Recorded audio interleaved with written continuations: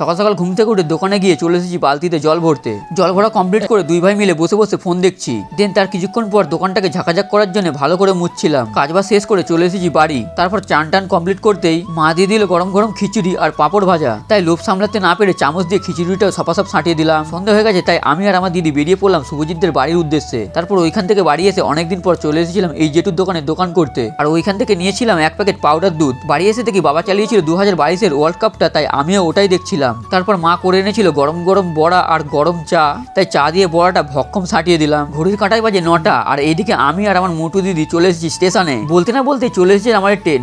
এ তো আমার মামার টাকায় কেনা ট্রেনটা না?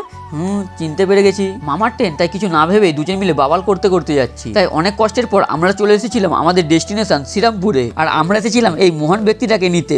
ও ভালোবাসা ঝরে ঝরে পড়ছে। তারপর সবাইকে বাড়ি ছেড়ে দিয়ে আমিও যাচ্ছি নিজের বাড়ি এসে গেছি। তাই বস্তাটাকেও গা থেকে খুলে দিয়েছি। আর এইদিকে মা বাড়ছিল রাতের খাবার। তাই বাবার হোটেলের খিচুড়ি খেতে খেতে আজকের মিনি ব্লগটা শেষ করলাম। বাই।